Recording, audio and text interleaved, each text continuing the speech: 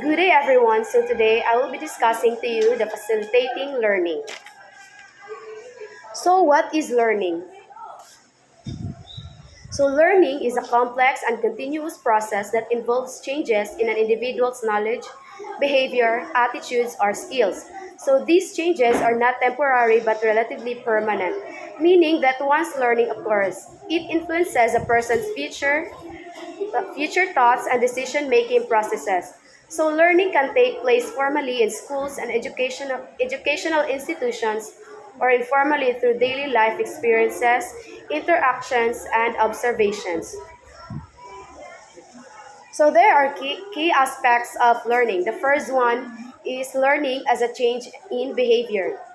So learning involves modifications in a person's behavior due to experience. So this can be seen in simple actions like a child learning to say thank you after being taught by parents, or more complex behaviors such as employee improving their work performance after receiving training. Example, a toddler initially throws tantrums when denied candy but later learns to accept no after being taught the importance of healthy eating. This shows a behavioral change influenced by learning. Next is learning as a conscious and deliberate effort. Some learning experiences require intentional effort, such as studying, practicing, or training to improve skills. So schools, training programs, and educational institutions are designed to facilitate this type of learning. Example, a medical student studying anatomy to become a doctor is engaging in conscious learning that requires dedication and effort. Next is learning as a process of combining experiences. Learning is not just about gaining isolated facts but also about connecting past experiences to new ones. So this helps individuals build deeper understanding and apply their knowledge to real life situations. Example, a chef learns new cooking techniques by combining previous knowledge of flavors, ingredients, and cooking methods to create unique recipes. Next is learning as a relatively permanent change. According to Burns 1995, learning leads to long-term changes, meaning that once a person learns something, it remains with them unless replaced or unlearned. So these changes can be seen in both observable action and internal cognitive processes. Example, a person who learns how to swim retains the skills, even if they do not practice for a long time, demonstrating the permanence of learning. So learning as an influence on behavior, knowledge, and thinking skills. So Suntrap 2012 highlights that learning is not just about acquiring facts, but also about shaping the way people think, analyze, and solve problems. So learning enhances cognitive abilities, enabling individuals to adapt to new situations. Example, a student who learns critical thinking skills in schools can later use these skills in real-life scenarios, such as evaluating new sources of credibility. Next is learning as a change in mental representations. So Omra 2015 explains that learning leads to changes in mental structures, meaning that individuals form new connections between ideas based on their experiences. This is important in education where students develop deeper understanding through meaningful learning rather than just memorization. Example, a math teacher, a student initially memorizes multiplication tables but later understand the concepts of multiplications as repeated addition, leading to a deeper and more flexible application of the skill. Next is learning as a cause and effect process. So Wolfok 2016 defines learning as occurring when experiences bring about relatively permanent changes in knowledge and behavior. So this means that exposure to new situations, ideas, or challenges results in cognitive and behavioral adjustments. Example, a person who once feared public speaking but also gains confidence through multiple speaking engagements learns to manage their anxiety and develop effective communication skills. Next is the elements of learning. Learning is a process that involves acquiring knowledge, skills, attitudes, or behaviors through experiences, interactions, and practice. The key elements of learning define what makes learning effective and meaningful. So these elements ensures that learning leads to lasting changes that can be applied in different situations. The first one is a change in behavior. Learning results in a transformation of behavior, thinking, or skills. So this change can be visible, such as improving handwriting, or internal, such as developing problem-solving abilities. Example, a child who was once afraid of the dark learns to overcome their fear after repeatedly sleeping with a night light and gradually adjusting to darkness. Next is change takes place through practice or experience. So learning doesn't happen instantly, but of course is a result of repeated exposure, experience, and practice. A person must engage with a skill or concept multiple times to fully learn it. Example, a student learning to play the piano must practice regularly to improve finger coordination and understand musical notes. Next is the relatively permanent. Once learning of course, it means with the learner for a long time. Unlike temporary changes such as memorizing information for a short period, true learning ensures long-term retention and application of knowledge. A person who learns how to ride a bicycle may not practice for years, but once they get on a bike again, they can still ride it with ease, demonstrating that learning is retained over time.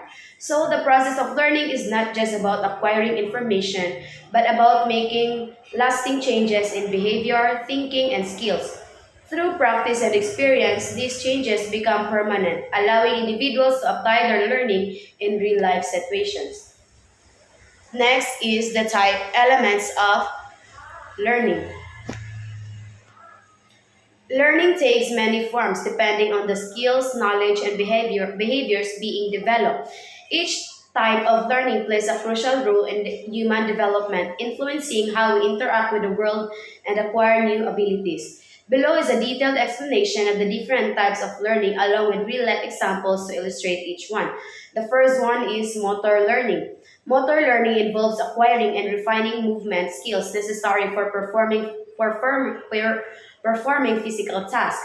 It allows individuals to develop coordination, control, and efficiency in their movements, making daily activities smoother and more automatic.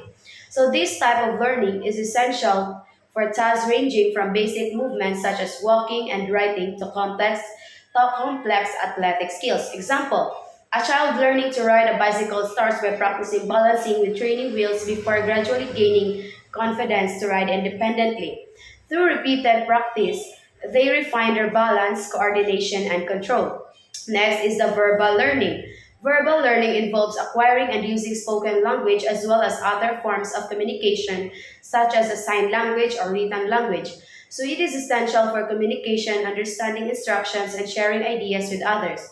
This type of learning relies on memory, comprehension, and the ability to use language effectively. Example, a toddler learning to say their first words, such as mama and dada, gradually expands their vocabulary through repetition and social interaction. Next is the concept learning. Concept learning involves higher order cognitive processes such as abstraction, categorization, and generalization. So it allows individuals to recognize patterns, classify information, and apply knowledge to new situations. This type of learning is fundamental in academic subjects and problem solving. Example, a child learning the concept of animals, understanding that dogs, cats, and birds belong to the same category despite their differences. So they generalize the concept by identifying new animals they encounter. Next is the discrimination learning. When we say discrimination learning, it is the ability to distinguish between different stimuli and respond appropriately to each one. So this type of learning is essential for making decisions, avoiding dangers, and improving accuracy in tasks. Example, a baby learns to recognize their mother's voice and distinguish it from other people's voices, responding more positively when their mother speaks. Next is the learning principles. Learning principles involve understanding and applying facts, theories, and general knowledge to real world situations.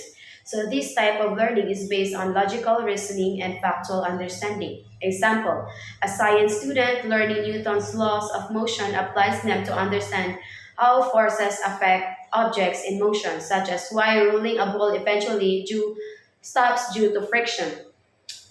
And also problem solving learning.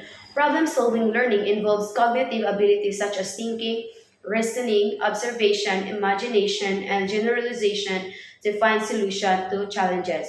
So this type of learning is essential for innovation, decision making, and adapting to new situations. Example, a student solving a complex math problem by breaking it into smaller steps and using logical reasoning to find the correct answer. Lastly, the attitude learning. So, attitude learning involves developing the predispositions or tendencies to behave in a certain way toward people, objects, or situations. Attitudes can be positive or negative and are shaped by experiences, culture, and social influences. Example, a child who sees their parents showing kindness to others learn the value of being polite and respectful. Next is the metacognition. When we say metacognition, it is described as thinking about thinking or learning how to learn refers to the ability to be aware of and regulate one's cognitive processes. It involves monitoring, evaluating, and adjusting how we think and learn to improve problem solving and decision making skills. So the term metacognition was coined by John Flavel in 1987, defining it as the interaction between knowledge and experience, which leads to better regulations of one's thoughts and processes. So there are key components of metacognitions. Metacognitive knowledge, or what we know about our thinking processes. This involves understanding how we learn, recognizing our strengths and weaknesses, and knowing which strategies helps us best. So it includes declarative knowledge, procedural knowledge, conditional knowledge. When we say declarative knowledge, knowing what strategies exist. Example, I learn better when I take notes. And procedural knowledge, knowing how to use strategies effectively. I summarize key points while reading. Next is the conditional knowledge, knowing when and why to use a strategy. So when studying for an exam, I use flashcards for memorization and outlines for understanding concepts. Example, a student knows that highlighting key points in a textbook helps them remember better, so they apply this strategy while studying. Next is the metacognitive regulation, or how we control and adjust our thinking processes. So this refers to the ability to plan, monitor, and evaluate one's learning strategies. So it involves planning, monitoring, and evaluating. When we say planning, it is deciding how to approach a learning task, setting goals, choosing study methods.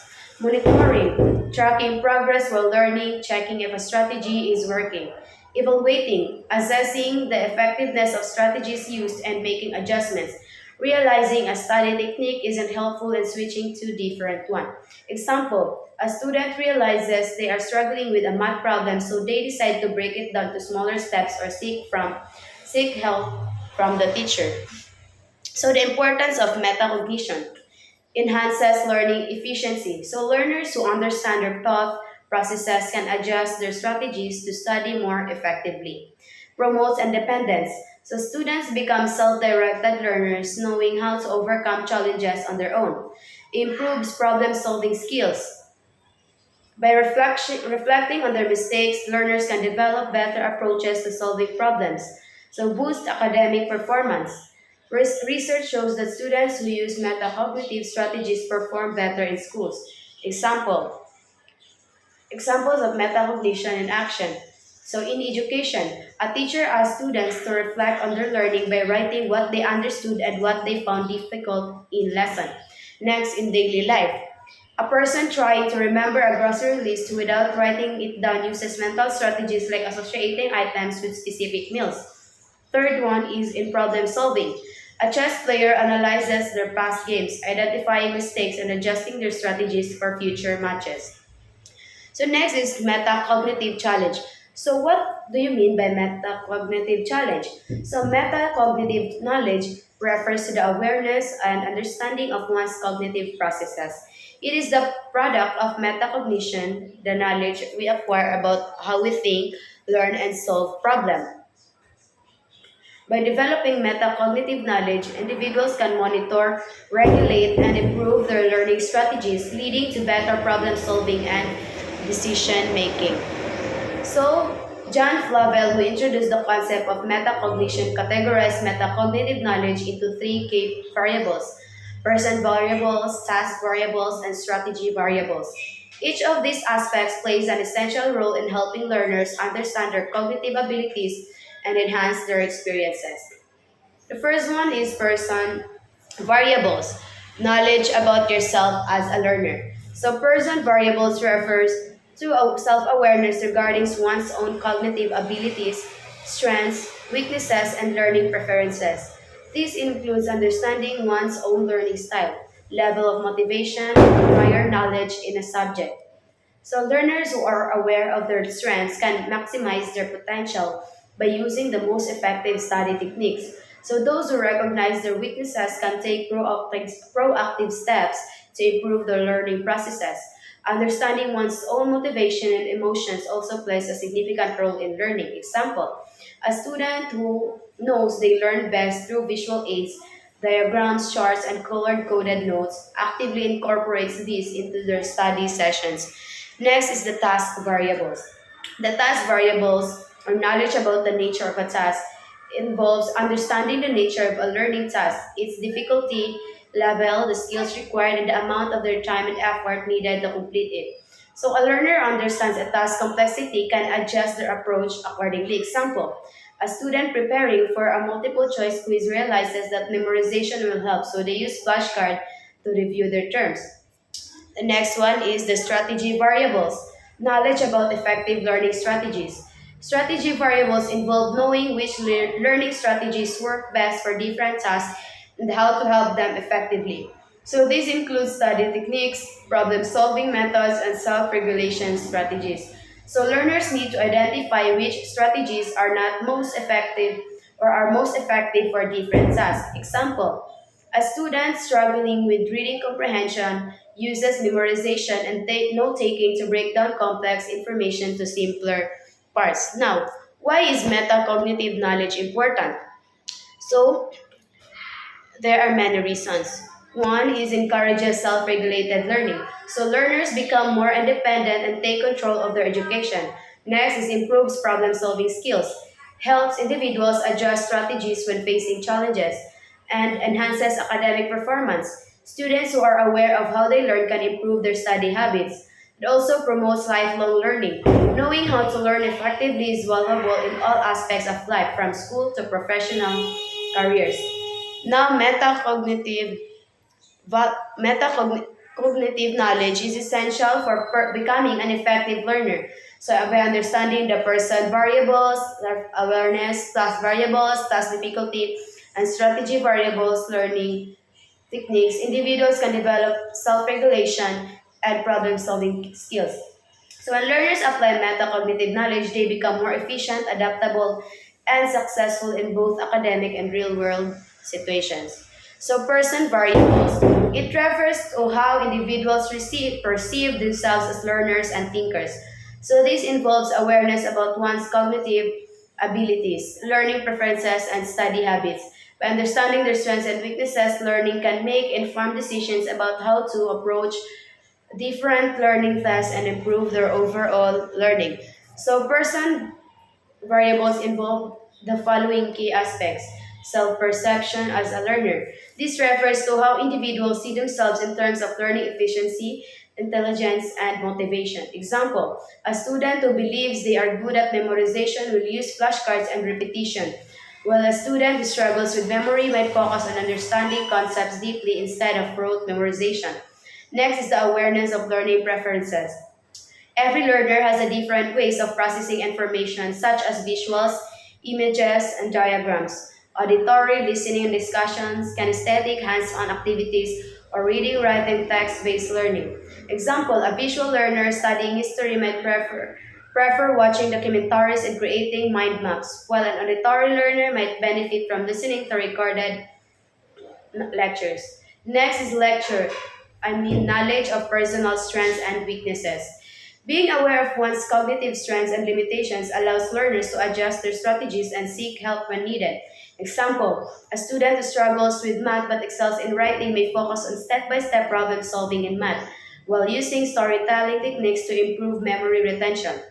Another is understanding of study habits and learning strategies. Knowing which study habits work best leads to effective time management and increased productivity. So this includes recognizing which times of the day they are most productive, whether they learn best in a quiet or interactive environment, and which study techniques are most effective. Example, a student realizes that they retain information better when they study in short 25-minute sessions rather than cramming for hours. Next is beliefs about intelligence and learning. Some learners believe intelligence is fixed, or they are either smart or not, while others believe it is developed through effort and persistence or growth mindset. So those with a growth mindset tend to be more motivated and resilient, while those with a fixed mindset may give up easily when faced with challenges. Example, a student struggling in science believes that with practice and effort, they can improve, so they spend extra time receiving concepts instead of assuming they are just bad at science. So next is task variable. Task variable refer to an individual's understanding of the nature of task, including its difficulty level, cognitive demands, and the strategies required to complete it effectively. By recognizing these factors, learners can adjust their approach to studying, problem solving, or completing assignments. Task variables involve the following key aspects: understanding the nature and complexity of tasks. So, some tasks require memorization while others demand critical thinking, analysis, or creativity. Example, reading a short story for leisure requires minimal effort, while analyzing a literary piece for an essay demands deeper comprehension and critical thinking. Next is knowing the process demands of a task. Tasks may require surface level processing like memorizing definitions or deep processing, analyzing cause and effect relationships. So, example, solving a math problem requires a logical reasoning and step-by-step computations, whereas writing an argumentative essay requires organizing ideas and supporting claims with the evidence. Next is determining the time and effort needed. Understanding whether a task is time consuming or quick allows learners to plan their schedule and avoid procrastination. Example, preparing for a multiple choice quiz may take an hour of review, while preparing for a research presentation may take several days to gather data, organize findings, and rehearse. Next is selecting the appropriate learning approach. Some tasks require rote learning or memorizing formulas, while others require conceptual understanding. Learners must adapt their study strategies based on the task requirements. Example, studying vocabulary words may involve flashcards and repetitions, whereas understanding a philosophical concept may require discussion, reflection, and real-life application. Lastly, the adjusting strategies based on the task for purpose. Different tasks serve different purposes, and learners must adapt their approach accordingly. Example, reading a novel for enjoyment. One can read at a relaxed pace, focusing on the storyline. So reading an academic article requires note-taking, highlighting key points, and summarizing information for deeper understanding. So why task variables important?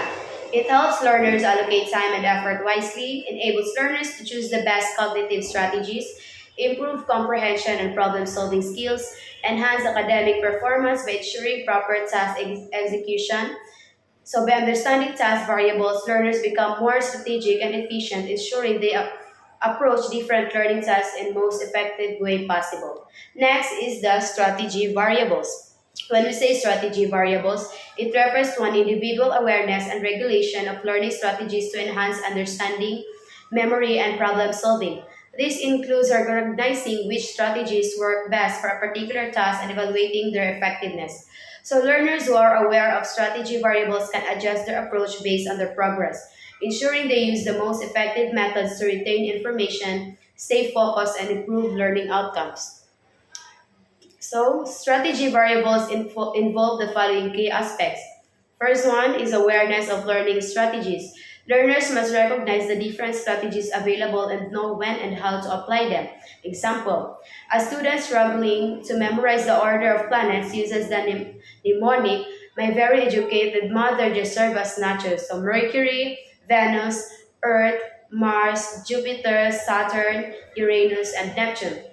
Next is the meta-attention or the awareness of attention control. Meta-attention refers to a person's ability to maintain focus and recognize when attention is wandering. So learners who practice meta-attention know when they need breaks, how to minimize distractions, and which techniques improve concentration. So example, a student notices they get distracted easily while studying, so they use the Pomodoro technique, the 25-minute 5-minute break to stay engaged.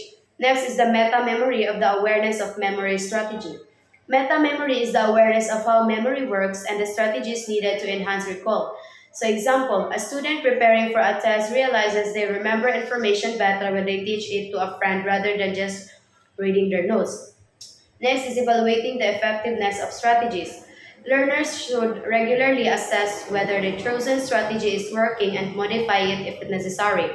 Effective learners constantly reflect on their progress and switch strategies if needed. Example, a student using flashcards to memorize vocabulary words realizes they remember better when they associate words with real-life examples, so they change their strategies. And lastly, the adapting strategies to different learning stations. Not all strategies work for every subject or task, so learners should adjust their approach based on what they are learning. Example, for math, a student practices solving multiple problems step by step. So for history, they use storytelling and timelines to understand historical events. For science, they use concepts mapping to connect ideas. So why are strategy variables important? It can improve learning efficiency by selecting the best strategies, enhance memory retention and recall, help learners stay focused and manage distractions, and encourage self-regulated learning and adaptability. So by understanding strategy variables, learners become more independent and effective in their studies, so leading to better academic success and lifelong learning skills. Next is the nature of theories learning. Theories of learning serve as foundational frameworks that explain how individuals acquire, processes, and retain knowledge. Learning is not simply about memorizing information but involves deeper processes such as understanding, applying, analyzing, and creating new knowledge. So John Piaget emphasizes that the true purpose of education is not just to transfer knowledge from one generation to the next, but develop individuals who can think critically, innovate, and solve.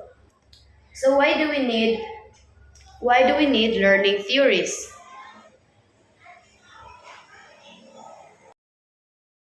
So why do we need learning theories? So to understand learning processes, learning is a complex and involves changes that are not always visible. So theories provide structured explanations of how learning occurs at the different stages of development. Example, Piaget's theory explains how children move from a concrete to thinking abstract reasoning as they grow. Another example, a teacher uses behaviorism might reinforce positive behaviors with rewards, while a teacher using constructivism might focus on hands-on activities to address individual differences. So according to Gardner's multiple intelligences, theory suggests that some students learn best through music. So this helps in developing effective intervention to improve student performance. Next is learning theory. A learning theory is a systematic and research-based explanation of how individuals acquire, process, and retain knowledge. So it provides a structured understanding of the learning process and serves as a foundation of developing teaching strategies, instructional materials, and educational programs. So key characteristics of learning theories. So learning theories are based on logical and structured principles that explain how learning occurs. So these principles guide educators, psychologists, and researchers in understanding and improving learning. Example, behaviorism emphasizes that learning happens through reinforcement and conditioning.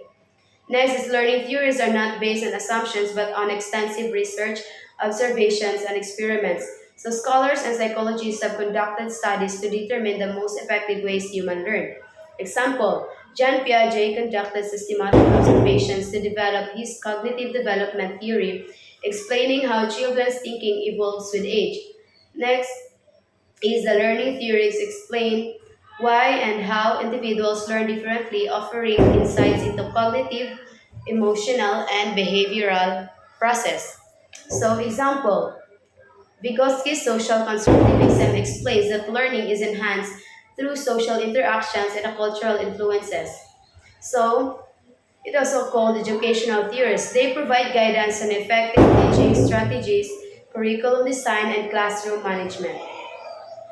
So, Why is learning theories important? Because it helps educators design effective teaching strategies, supports individualized learning and differentiated instruction, and improves student motivation and engagement. It also provides insights into cognitive development and knowledge retention. Next is the examples of learning theories. So, cognitive development theory by John Piaget, concept learning. Learning occurs through stages of cognitive development. Children construct knowledge by interacting with their environment. Example, a child learns about objects' permanence, understanding that objects exist when they are out of sight during the sensory motor stage. So a student uses logical reasoning to solve a math problem showing development in the concrete operational stage. So sensory motor, 0 to 2 years, pre-operational 2 to 7 years, concrete operational 7 to 11 years, and formal operational 11 to 11 years up. So in sensory motor, children develop basic motor skills and learn to perceive and interact with objects. Pre-operational children develop language and symbolic thought and egocentric. Concrete operational, children can think logically about concrete objects and events. So formal operational, children can think abstractly and reason hypothetically. Next is the psychosexual theory by Sigmund Freud. Learning and personality develop and are influenced by unconscious drives and early and childhood experiences. Example, a child in the oral stage, 0 to 1 year, explore the world by putting objects in their mouth. The student in the phallic stage, 3 to 6 years, starts identifying with same-sex roles models such as boy copying his father's behavior. So these are the key stages. Oral, 0 to 1 year. Anal, 1 to 3 years. Phallic, 3 to 6 years. Latency, 6 to 12 years. And genital, 12 years. So Freud believes that a person's adult personality is shaped by their early childhood experiences. Freud believes that if a person's needs are not met during a particular stage, they may become fixated on that stage. Freud believed that unresolved issues from earlier stages can resurface and impact relationship. Freud also believed that successful completion of each stage leads to a healthy personality.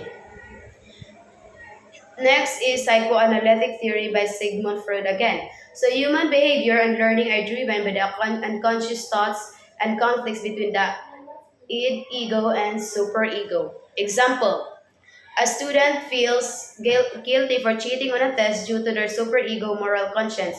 So a child cries when denied a toy because their ID or id seeks instant gratification. So the key elements, the ID are the instincts, ego, reality. So the key concepts of Freud's theory, the mind. So the mind has three levels of consciousness: conscious, preconscious, and unconscious. Next is the personality. It is made up of three parts: the id, ego, and superego. Defense mechanism. People use defense mechanism to avoid anxiety such as repression, projection, and sublimation. Instincts. Human behavior is driven by two instincts: eros, the life instincts, and thanatos, the death instincts. Next is the psychosexual development. People go through five stages of psychosexual development: oral, anal, phallic, latent, and genital. So, next is the theory of multiple intelligence. A student is musically intelligent learns best through songs and rhythms. So, a child with bodily kinesthetic intelligence understands concepts about hands-on activities. So these are the key intelligence types: linguistic, logical, mathematical, spatial, bodily kinesthetic, musical, interpersonal, intrapersonal, and naturalistic. Excuse me. So when we say linguistic, strong ability in reading, writing, and verbal communication. In logical, mathematical, skilled in reasoning, problem solving, and numerical thinking. Spatial, good at visualizing, imagining, and understanding spatial relationships. Bodily kinesthetic. It learns best through movement, hands-on activities, and physical coordination. Musical. Sensitivity to sounds, rhythms, and music patterns. Interpersonal. Strong social skills, understanding others' emotions and interactions. Intrapersonal, deep self-awareness, reflecting on thoughts and emotions.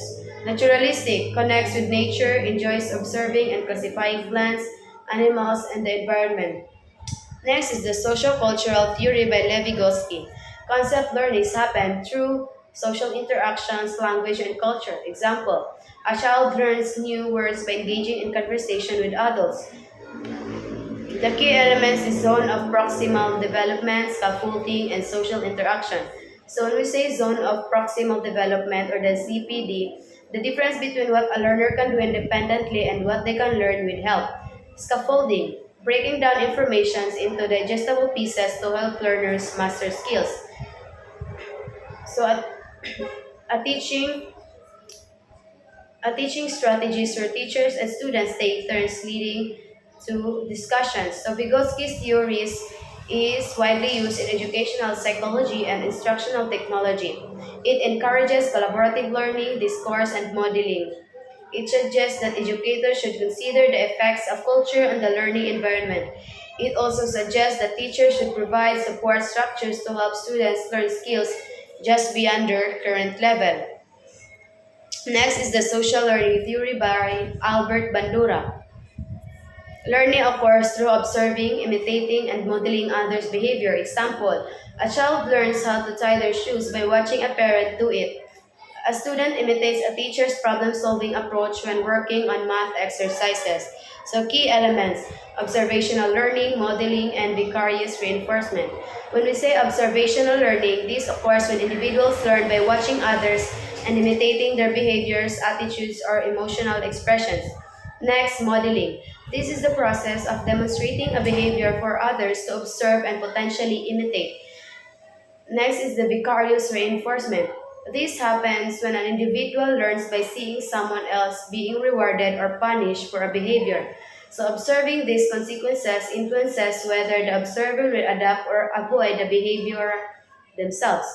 Next is the psychosexual development theory by Eric Erikson. Learning and personality develop through 8 life stages, each with a unique crisis. Example, a teenager struggles with identity versus role confusion, trying to discover their true self. So the key stages are trust versus mistrust to 0 1 year. Infants develop trust when caregivers provide consistent care and affection, while neglect or inconsistency leads to mistrust. Next is autonomy versus shame, 1 to 3 years. Toddlers gain a sense of independence by making choices, but excessive criticisms or control can lead to shame and doubt in their abilities. Next is initiative versus guilt, 3 to 6 years. Children begin to take initiative in exploring and making decisions, but if their efforts are discouraged, they may develop guilt and hesitation. Industry versus inferiority, 6 to 12 years. Success in schools and social interactions fosters confidence, whilst repeated failure or criticism may lead to feelings or inferiority. Identity versus role confusion, 12 to 18 years. Adolescents explore and develop their sense of identity, but uncertainty about their future roles can result in confusion.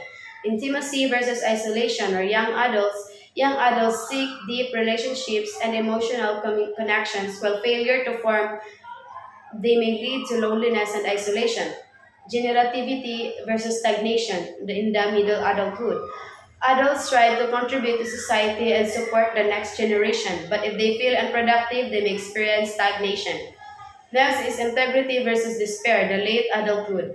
Reflecting on the meaningful life begins a sense of integrity, while regrets and dissatisfaction may lead to despair.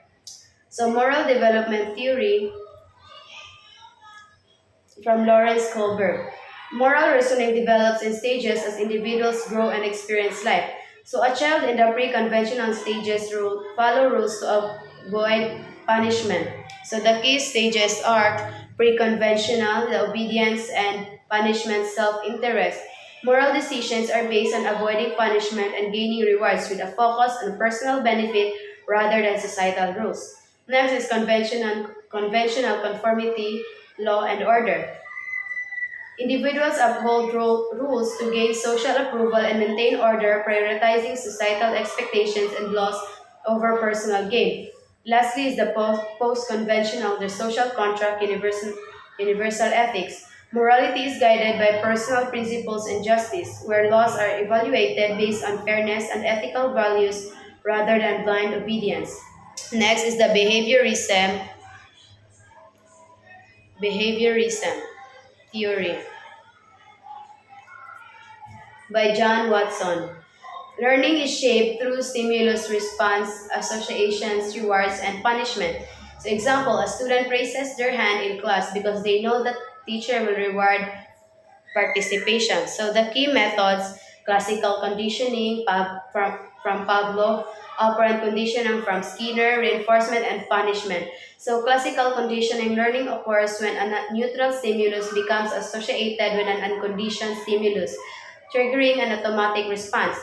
Operant conditioning behavior is shaped through consequences where learnings reinforce desired actions and punishment discourage unwanted ones.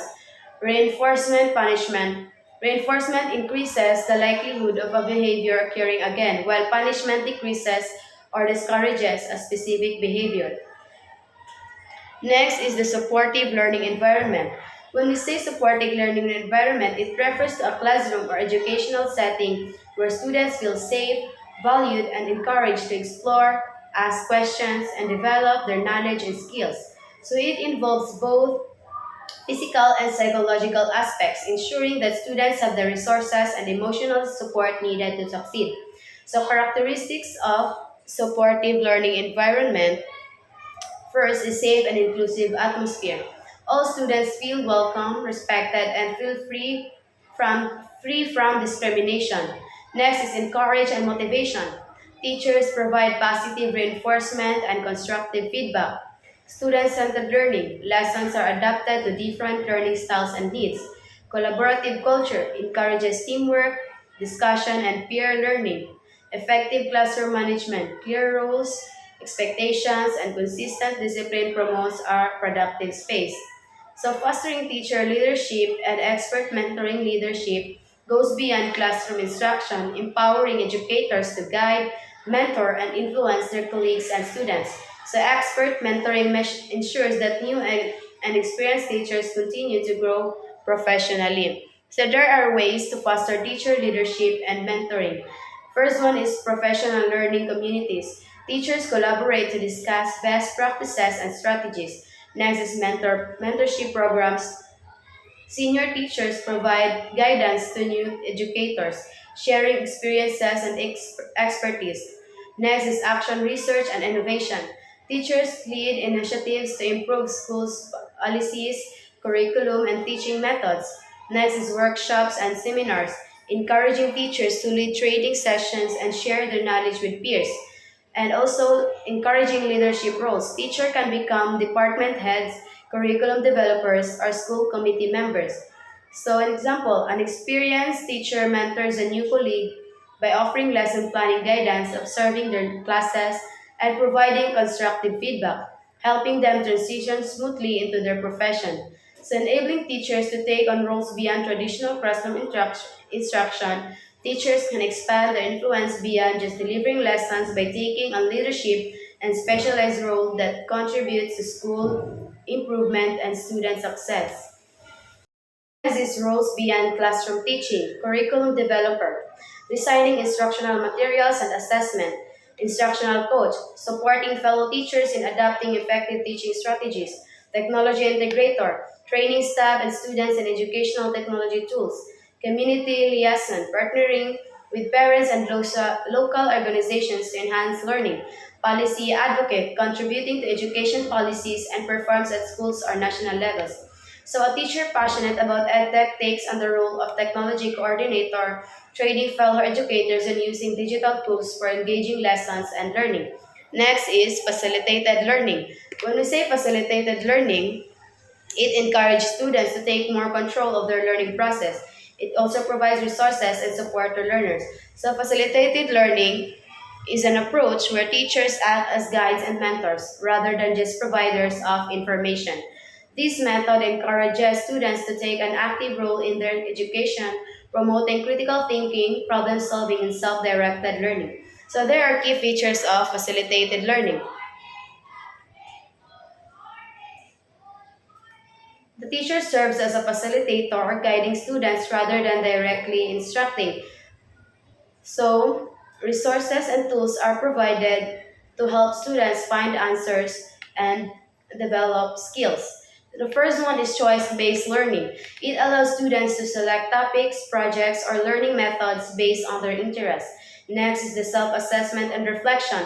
Encourage students to evaluate their own progress and set personal goals. Next is problem-based learning or PBL. Present real-world problems for students to analyze and solve. Encourage questioning. Let students ask and research their own questions, fostering curiosity.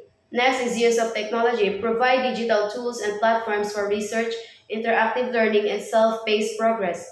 Example, in a history lesson, students choose a historical figure to research, prepare multimedia presentation, and lead a discussion with their classmates.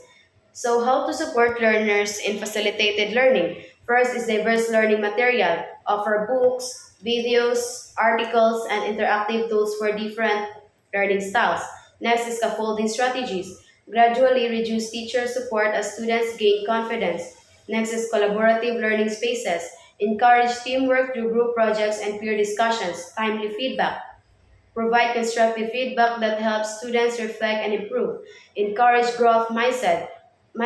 Teach students to embrace challenges and learn from mistakes. So, a science teacher provides experiment kits, online simulations, and research articles so students can investigate scientific concepts on their own. Next is assessment. So when we say assessment, it involves students in determining assessment criteria and types. It also demonstrates how planning, assessment, and feedback are cyclical.